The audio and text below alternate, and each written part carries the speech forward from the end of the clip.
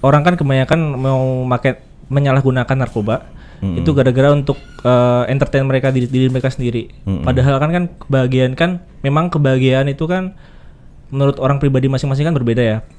Tapi kebahagiaan kan nggak harus merusak diri sendiri.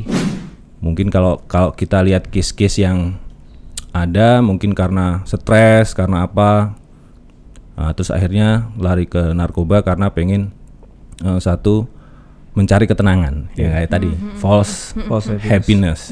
Orang-orang terdekat harus benar-benar care sama dia, peduli sama dia, jangan sampai dia lagi bingung cerita ke siapa, tahu-tahu dia ketemu sama benar narkoba.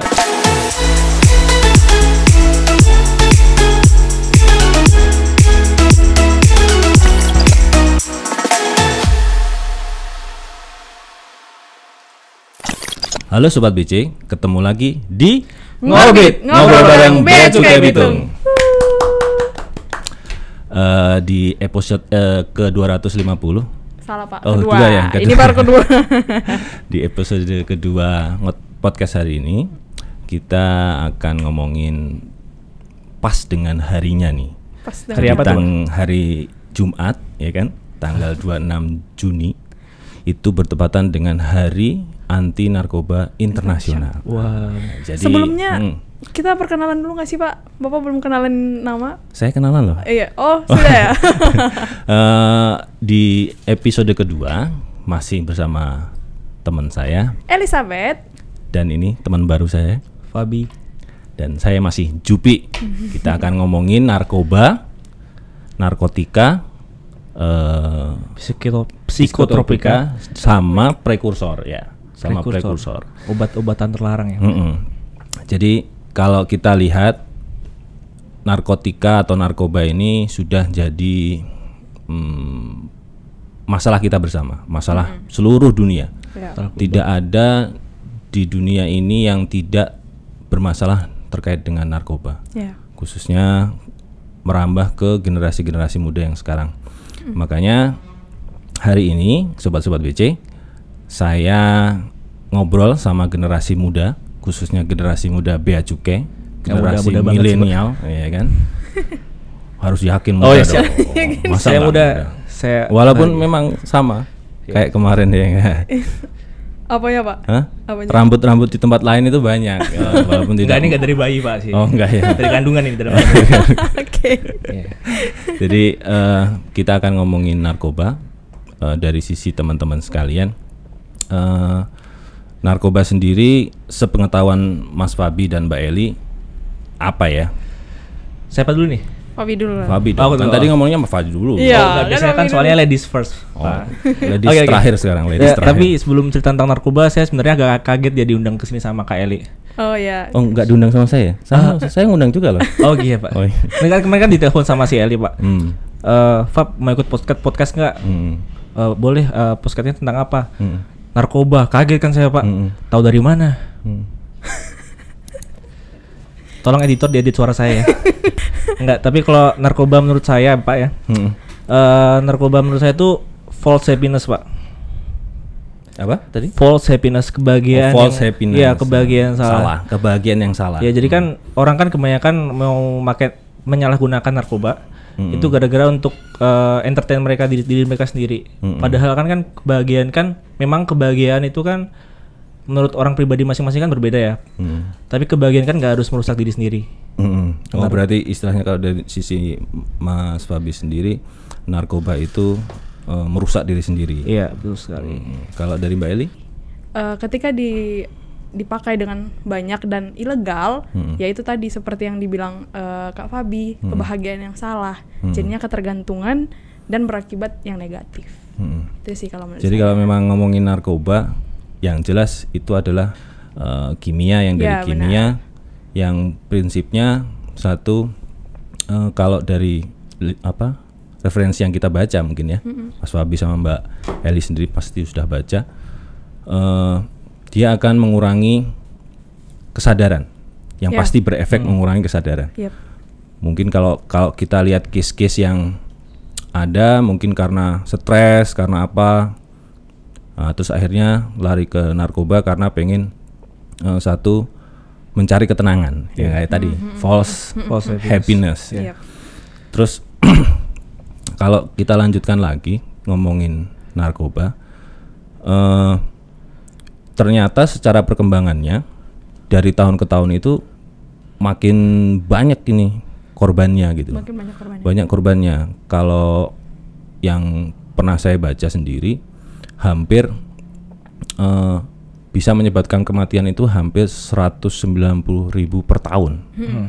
Kan itu jumlah luar biasa. Kalau kita bandingkan dengan COVID sekarang gitu ya, itu ya hampir sama lah.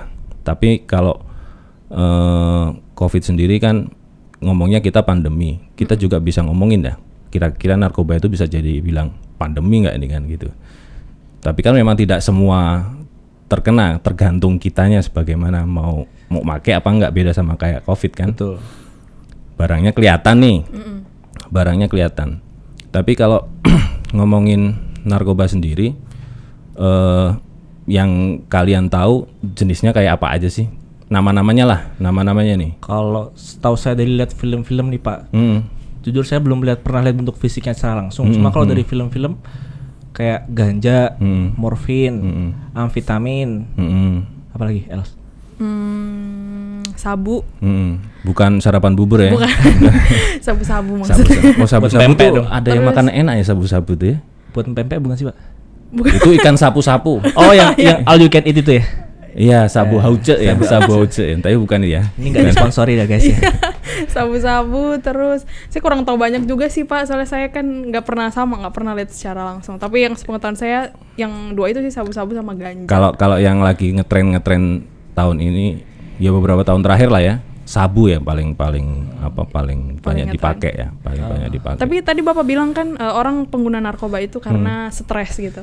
Tapi yang saya baca sebagai saya seorang awam gitu ya Pak, banyak juga yang menggunakan itu sebenarnya nggak stres, tapi menggunakan hanya untuk gaya-gayaan. Ada juga yang menggunakan karena komunitasnya membawa lingkungan membawa seseorang lah ya, lingkungan yang negatif. Jadi karena orang-orang di sekitarnya mempengaruhi, si orang ini pun jadi terkena juga gitu. Jadi banyak faktor yang membuat seseorang itu menggunakan narkoba. Bukan cuma kayaknya yang tadi pertama stres, bahkan karena dia nggak stres pun, tapi gara-gara lingkungannya yang mempengaruhi. Kemudian gaya hidup juga ada. Terus juga butuh uang, karena yang kita tahu harga narkoba mahal gitu ya. Ini dari sisi ini berarti kalau butuh uang berarti dari sisi penjual ya, pengedar ya.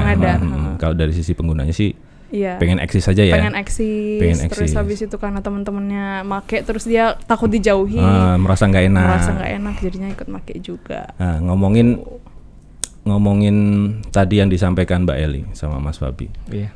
Ini kan berarti terkait dengan generasi muda zaman sekarang nih. Apalagi kalau ngomongin generasi milenial, banyak literasi yang bilang bahwa generasi milenial itu adalah generasi yang pengen instan lah, semua serba instan. Jadi istilahnya bukan berarti kayak Indomie instan, bukan, maksudnya segala sesuatu itu pengennya cepat dan mudah. Terus pengen menggapai popularitas juga pengennya cepat dan mudah. Terus pengen istilahnya bisa diakui oleh lingkungan atau oleh yang lain, pengen cepat dan mudah. Jadi akhirnya ketika kesuksesan itu dicapai, jatuh-jatuhnya akhirnya kayak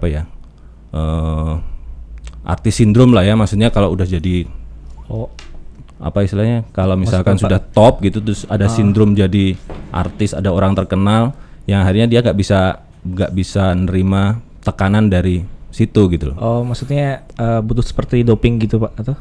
Nggak, jadi bukan butuh doping, jadi istilahnya kalau kita lihat star syndrome, kalau misalkan kita ngomongin artis aja, itu kan posisinya kita tahu bahwa kerjaannya luar biasa kan, padat, ada yang sampai syutingnya pagi. Iya. Mungkin kita nanti lama-lama podcast ini bisa syutingnya pagi juga gitu.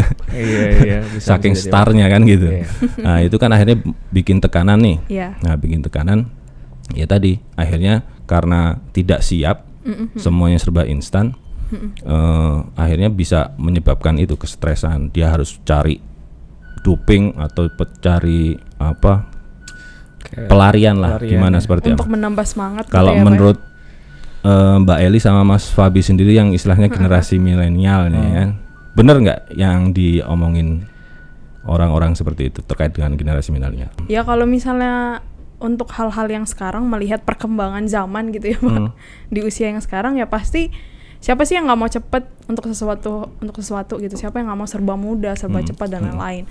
Tapi kalau untuk katanya yang tadi ketika siap atau tidak siapnya, saya rasa semua orang punya apa ya, kemampuannya untuk menghadapi hal itu.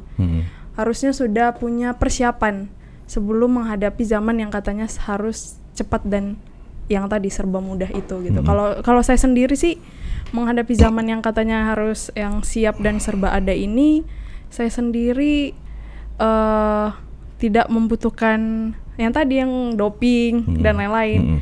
Kalau saya sendiri menghadapinya, ya saya lebih kayak mikir apa yang udah diberikan ke saya yang sekarang ini gitu kan, meningkatkan rasa syukur saya gitu kan. Karena ketika kita bersyukur pasti kita bahagia gitu kan. Pasti kita menjalani sesuatu hal yang berat atau tekanan-tekanan itu juga pasti lebih mudah juga. Dan walaupun tidak kata-kata bersyukur itu mudah untuk diucapkan tapi dijalannya susah. Iya, dijalankan susah, tapi menurut saya sih itu ketika saya bisa bersyukur, saya juga saya nggak butuh doping itu. Dan saya sudah hidup sampai umur saya segini gitu kan, 24 tahun, yang sebentar lagi 25 tahun, saya tidak membutuhkan itu sih, karena yang itu tadi saya percaya bahwa apa yang saya peroleh, walaupun itu banyak tekanan di dalam itu semuanya berkat dari Tuhan juga. Jadi saya ngapain pakai ya tadi hal-hal negatif itu gitu. Kalau Fabi? Kalau menurut saya ya masalah hidup setiap orang kan berbeda-beda Pak, dalam menghadapi zaman yang serba instan ini. Contohnya aja sudah terjadi banyak kasus di artis-artis yang saya sukai Pak, kayak Lucinta Luna, Roy Kiyoshi, Jeffrey Nicole. Dan mereka tuh pasti punya masalah yang bahkan Raffi Ahmad enggak ya? Raffi Ahmad, ya saya lumayan suka juga Pak. Bahkan artis yang komedian itu Pak, si Nunung. Oh iya. Nunung kan juga kan kelihatannya tuh komedian gitu kan. Kayaknya hidupnya happy-happy aja ya. Terus, tapi ternyata di belakang dia mungkin punya masalah, terus dia terjerumus sama narkoba. Di situ mungkin perlu ada peran pentingnya dari lingkungan sih Pak. Orang-orang terdekat harus benar-benar care sama dia, peduli sama dia. Jangan sampai dia lagi bingung cerita ke siapa, tahu-tahu dia ketemu sama benar narkoba gitu kan. Dia kan sebagai korban tuh berarti kan Pak. Nah di situ perlu peran penting bagi sesama manusia untuk saling peduli sih Pak menurut saya. Berarti kalau ngomongin tadi, berarti memang kita harus menggalakkan kepedulian kita ya. Mungkin karena zamannya sudah berubah, semua tertuntut oleh materialisme ya. Gimana bisa nyukupin hidup ini, tuntutan kehidupan makin tinggi, biaya makin tinggi, akhirnya ya itu kita nggak peduli. Nah kalau dari sisi Mbak Eli sama Mas Fabi sendiri, kira-kira peran keluarga penting nggak? Penting banget. Penting banget ya. Penting banget sih. Kalau saya sendiri sih apa-apa ngomong sama orang tua saya sih Pak, sama mama saya. Jadi apa yang lagi saya lakukan hari ini pasti mama saya tahu, karena tiap hari itu pasti chatan. Ya itu sih perlunya peran orang tua juga. Jadi ada tempat kita untuk cerita, tempat kita untuk sharing, tempat untuk ngasih tahu nih apa sih yang terjadi, masalah apa yang kita hadapi. Dan cukup mengurangi stres juga. Kayak tadi kan narkoba juga salah satu penyebabnya adalah stres. Nah ketika kita ada teman berbagi dan itu adalah orang tua kita, menurut saya itu sangat membantu sih. Jadi peran keluarga penting banget. Oh, Fabi? Kalau saya jujur saya jarang cerita ke orang tua sih Pak. Maksudnya kalau setiap ada masalah mesti saya selesaikan sendiri. Kalau nggak bisa saya beruntung lah ya. Beruntung Fabi masih punya logika ya. Gini Pak, soalnya kalau saya cerita ke orang tua saya takut orang tua saya khawatir Pak. Jadi mending saya pendam, selesaikan masalah sendiri. Itu kalau saya ya. Iya. Nah tapi kalau misalkan masalahnya gini, waduh aku punya uang banyak nih, ini masalah buat saya gitu. Itu bukan masalah. Itu berkah Pak. Masalah di beberapa orang sebenarnya. Yang kaget nggak pernah dapat uang banyak, tiba-tiba saya pengen punya masalah seperti itu Pak. Tapi kalau saya udah mentok banget, saya lampiasinya untungnya bukan ke hal-hal negatif sih Pak. Saya lampiasinya ke makan sih Pak. Makan. Bisa dilihat kan dari bentuk body saya. Oke. Tadi kan Bapak udah nanyain kita nih. Nah, sekarang giliran saya yang nanya. Aku pengen nanya ke Pak. Oke. Kamu duluan. Biasa. Sorry menyalah sebentar. Oh iya, oke. Jadi kan seperti saya lihat di data statistik tahun 2019, pengguna penyalahguna narkoba itu sebagian besar tuh 59% tuh pekerja. Pekerja, ya. 17% itu dari non pekerja. Dan lain-lain, dan 24% itu dari pelajar, Pak. Nah, Bapak kan punya anak nih. Gimana? Alhamdulillah. Iya. Ada 2 ya, Pak ya? Alhamdulillah. Ada yang cewek nggak, Pak? Ada. Bercanda. Masih kecil, Pak. Itu gimana sih, Pak, cara Bapak untuk mengawasi anak Bapak agar jauh dari hal-hal seperti itu? Yang jelas itu dipelajari sambil jalan ya, sambil jalan. Saya kebetulan dan istri saya mengedepankan komunikasi. Jadi di saya dan istri saya itu semua hal kita omongin, tidak ada yang bisa dipendam lah. Tidak perlu kita pendam yang. Jadi kalau bisa semua masalah harus selesai di hari itu atau hari berikutnya. Khususnya buat anak-anak, saya sendiri posisinya belajar. Jadi kebetulan saya lahir di keluarga militer gitu kan, yang semua serba siap ya. Serba siap ya kan. Tidak.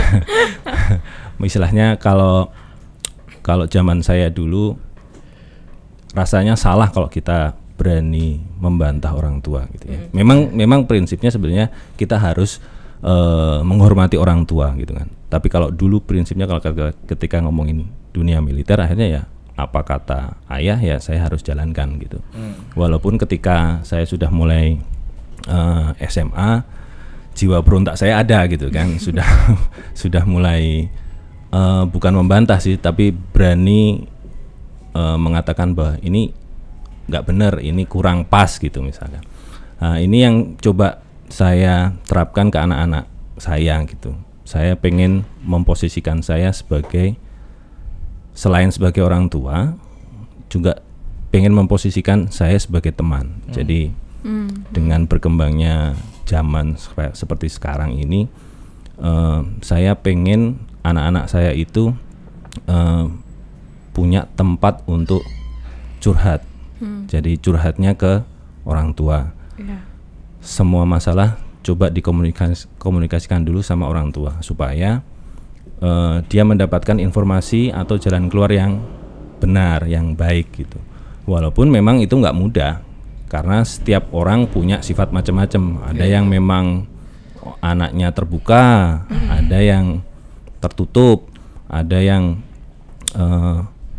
sibuk dengan dunianya gitu. Apalagi sekarang gadget ya. Game online. Memang game online. Bisa dibilang kalau ngomongin gadget jatuhnya hampir-hampir kayak narkoba juga, membawa kecanduan juga kan. Adiktif gitu. juga. Adiktif juga. Nah, itu memang perlu kita sikapi juga dengan baik. Memang nggak mudah buat saya yang istilahnya suami dan istri sama-sama bekerja ya kan, anak di rumah, anak sekolah, dan alhamdulillahnya ketika kita bisa membuat suasana rumah itu nyaman, penuh cinta ya, penuh cinta, full of love, full of love. Itu harapannya anak-anak nyaman, dan alhamdulillah juga anak-anak saya kebetulan secara akademis juga berprestasi, dapat sekolah-sekolah yang bagus juga. Memang saya dan istri saya bersepakat bahwa dari awal, dari kecil, dari TK sampai SMP lah, saya masukkan saya kebetulan muslim, jadi saya masukkan ke sekolah Islam terpadu. Jadi di sana secara agama porsinya besar dibanding sekolah-sekolah negeri. Jadi sekarang anak saya yang sudah lulus SMA tahun ini mau kuliah ya, Pak? Mau kuliah. Nah, ini posisinya sudah punya modal lah. Karena pernah cerita juga, misalkan teman-temannya ngumpul gitu kan.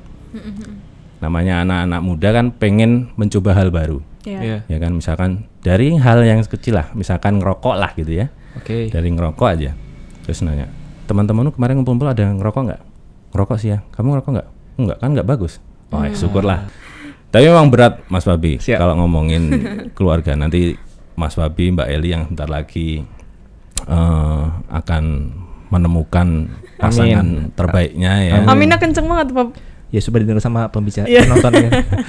Ya nanti supaya bisa, satu memang harus komunikasi itu nomor apalagi satu. Bapak posisinya jauh dari keluarga gitu ya. Iya, ya konsekuensi kita kerja di Bea Cukai Konsekuensi, siap ditempatkan dimanapun di seluruh Indonesia. Nah kalau tadi kan Fabi nanyanya Bapak bersikap ke anak-anak. Nah untuk Bapak sendiri, kan Bapak jauh dari keluarga, otomatis tidak bertemu keluarga setiap hari itu pasti ada efek untuk ya kangen dan lain-lain gitu kan. Nah gimana sih Bapak untuk tetap ya tadi stay positif, terus habis itu tetap happy ngejalaninnya di sini, dan akhirnya karena kan ngomongin soal narkoba kan bukan cuma generasi milenial sebenarnya. Oh, iya. Semua orang yang Semua lapisan semua lapisan bisa terkena tergantung niatnya masing-masing gitu kan Pak. Nah, semua gimana? kalangan dari Iya. pejabat, Iya, benar, dari orang yang apa istilahnya tidak mampu pun bisa kena. Iya bisa kena. Nah Ya, gimana apalagi Bapak yang udah tadi punya uang sendiri.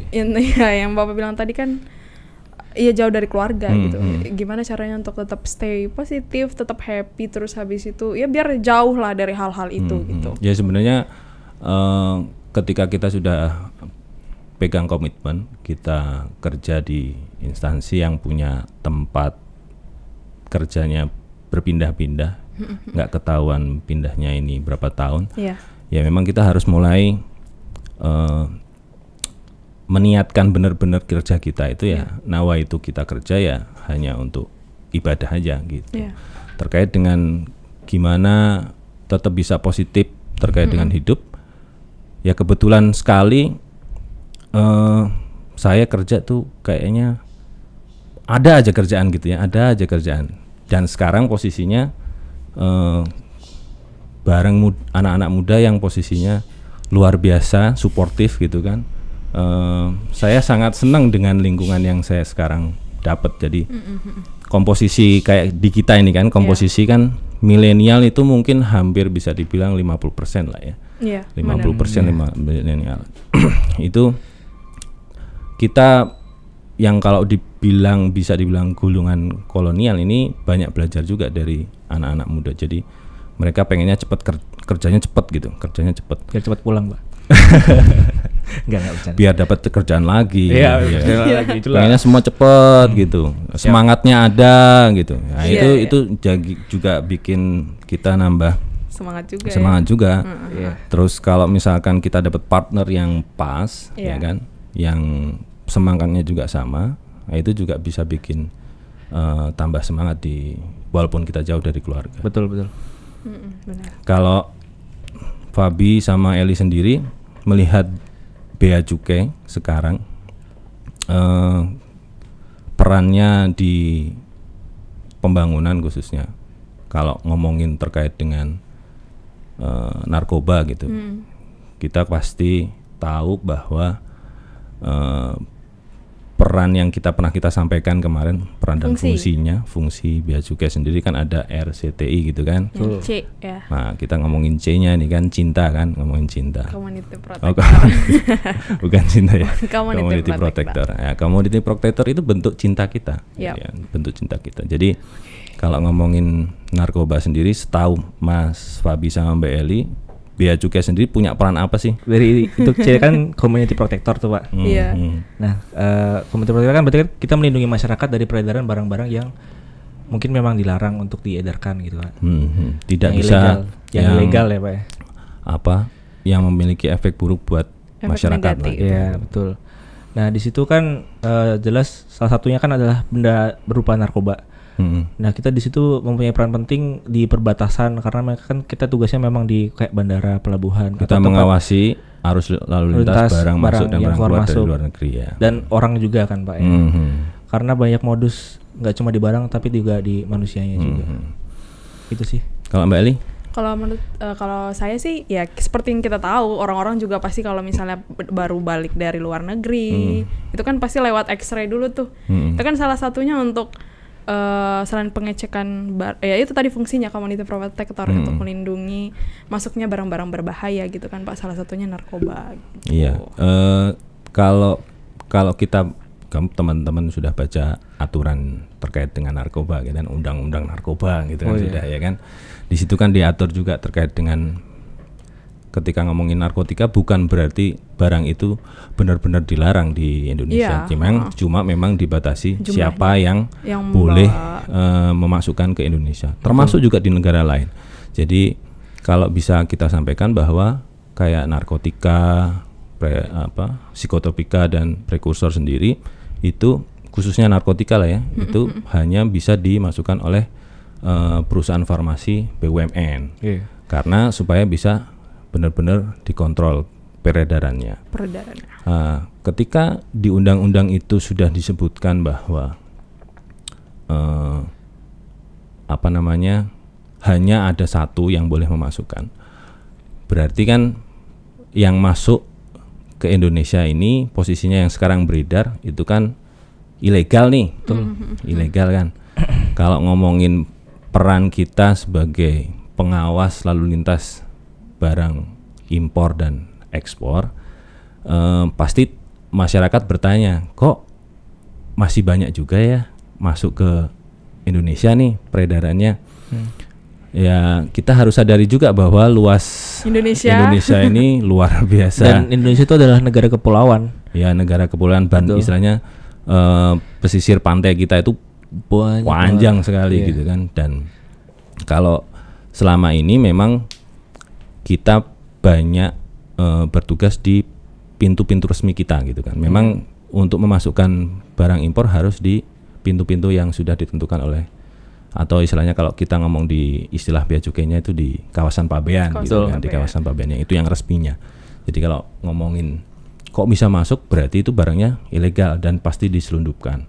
Kalau kita lihat prestasi bea cukai sendiri bekerja sama dengan BNN, kepolisian maupun ke TNI gitu kan, kita banyak juga menggagalkan pemasukan narkotika baik itu sabu atau ekstasi dan lain-lain di pintu-pintu atau di perairan Indonesia.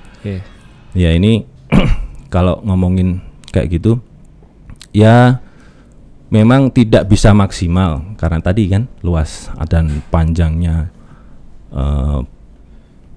pantai kita ini susah untuk benar-benar diawasi karena pegawai kita itu mungkin sekitar 16.000 atau 17.000.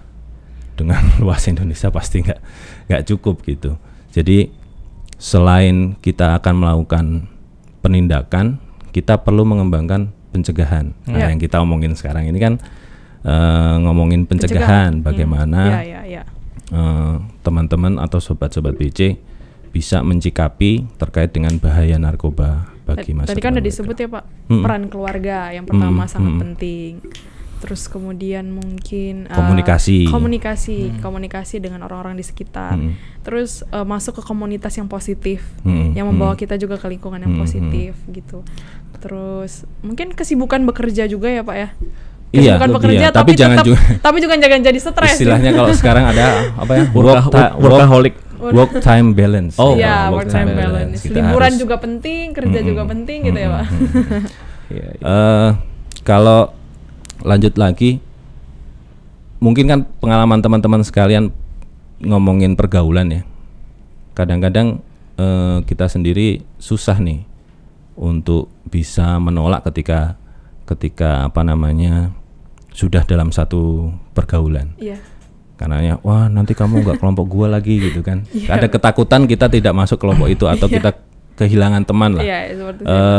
Dulu kalau masih zaman kuliah maupun zaman SMA dulu, caranya untuk bisa memilih-milih komunitas atau misalkan tiba-tiba komunitas yang memang selama ini positif tiba-tiba mengarah yang negatif gitu. Dari Mas Fabi sama Mbak Eli sendiri gimana? Apa nih? Kalau saya mulai dari zaman SMA ya Pak, saya sering ya rata-rata kan kenakalan banyaknya di SMA ya. Iya. Kalau zaman SMA saya sering ikut ekstrakurikuler macam-macam sih Pak. Kayak tonti, teater. Itu sih untungnya puji Tuhan nggak ada yang mengarah ke hal-hal seperti itu Pak. Tapi jika pun ada yang mengarah hal-hal seperti itu, saya langsung cut di situ sih Pak. Maksudnya saya bukan cut ke komunitasnya tapi cut ke orangnya. Oh gitu. Jadi kan ada yang namanya pelaporan Pak. Jadi jika kita menemukan hal-hal seperti itu mungkin lebih baik kita laporkan langsung ke pihak yang berwajib sih Pak. Oh gitu. Untuk menghentikan peredarannya utamanya. Kalau Mbak Eli sendiri? Kalau saya sih ya sama Pak, menambah kegiatan dulu waktu sekolah. Jadi tidak tidak sering-sering keluar rumah juga untuk Nggak hal-hal sering-sering yang nongkrong gitu iya, ya. untuk hal-hal yang kurang berguna juga. Hindari tempat gelap ya. Ya, hindari tempat gelap. Jadi menghindari sih. Kalau saya lebih menghindari untuk melakukan hal-hal yang tidak berguna untuk saya gitu. Jadi, pada masa itu gitu. Jadi lebih nambah kayak dulu les yang kayak gitu. Tapi nggak ada kepikiran kamu jangan gini dong, nggak bagus nih gitu ya. Nah, belum ada keberanian untuk itu ya. Waktu itu sih saya kebetulan belum bertemu dengan orang-orang yang seperti itu gitu. Karena kebanyakan teman saya positif ya. Bukan. Enggak, maksudnya bukan positif narkoba. Bukan. Oh ya, orangnya positif ya, benar. Orang-orangnya syukurnya positif, dan yang tadi saya juga jarang keluar rumah juga orangnya gitu. Introvert ya Anda ya? Agak, bukan introvert sih, tapi memang agak malas aja keluar rumah. Ya, itu introvert. Itu introvert. Oke. Itu sih saya lebih menghindari karena saya tahu takutnya saya tidak bisa tidak bisa menasehati, jatuhnya sayanya stres sendiri gitu kan Pak.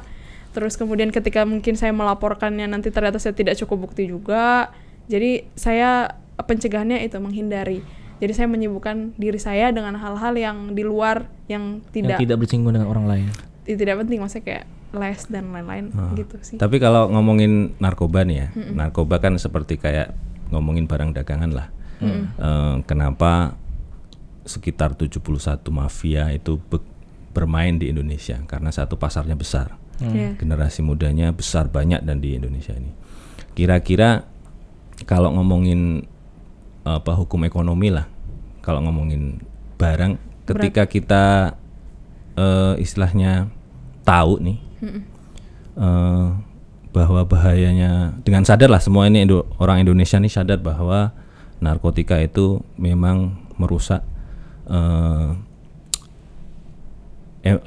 merusak bangsa lah, merusak bangsa. Iya, merusak generasi. Ketika mereka sudah ngomong kayak gitu, terus aku nggak mau, kira-kira akan nggak laku nggak sih narkoba?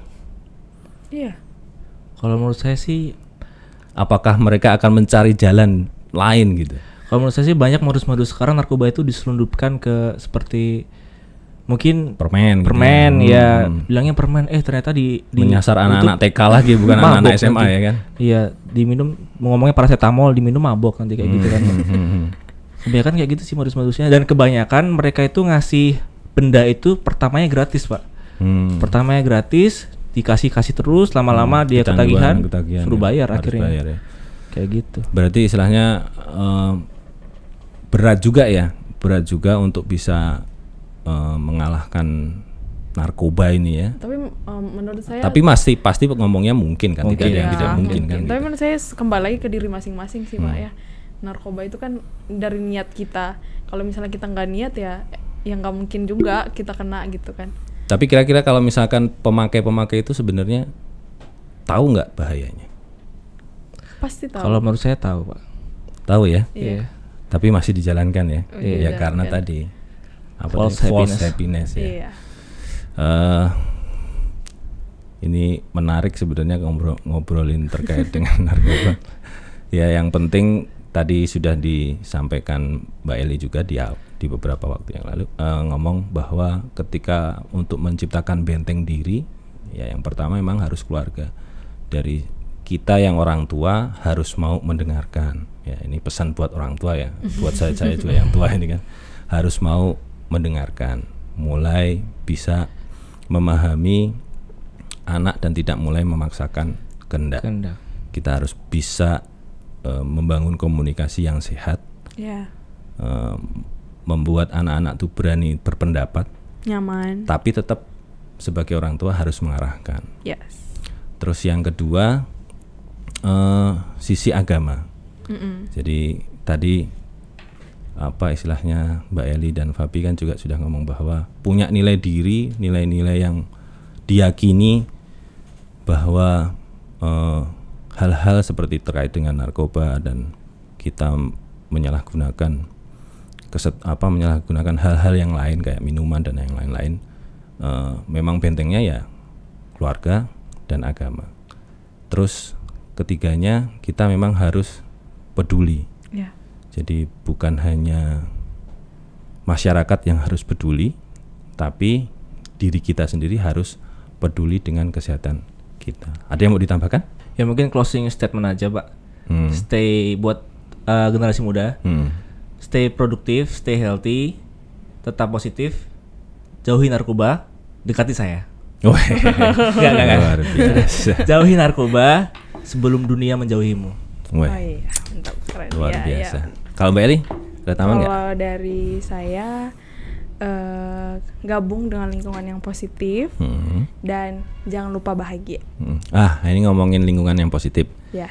Sebelum kita tutup, ada informasi dari tahun 2019 ini sebenarnya BNN udah bikin satu tempat lah, satu wadah namanya REAN, Rumah Edukasi Anti Narkoba. Oke. Nah, kalau teman-teman bisa nanti lihat di search di Google tuh rean.id. Nah, di situ BNN memberikan wadah buat generasi muda untuk berekspresi sebagai wadah yang positif tadi, berkreasi, ada musik, ada desain, ada film dan lain-lain. Nanti coba disambangi di rean.id di BNN ya, supaya makin unggul Indonesia, SDM unggul, Indonesia maju. Mungkin itu ya, podcast kita yang kedua. Semoga memberi manfaat buat teman-teman sobat-sobat BC semua. Dan jangan lupa follow kita di media sosial kita. Jangan lupa untuk kasih komentar juga. Instagram kita ada di @beacukaibitung, Facebook @beacukaibitung, Twitter @beacukaibitung, dan YouTube beacukaibitung. Hidup 100%, sadar, sehat, produktif, dan bahagia tanpa narkoba. Keep integrity as part of your life. Untuk Bea Cukai makin baik, menuju Indonesia maju. Dadah. Jangan lupa episode 3. Tunggu ya. Dadah.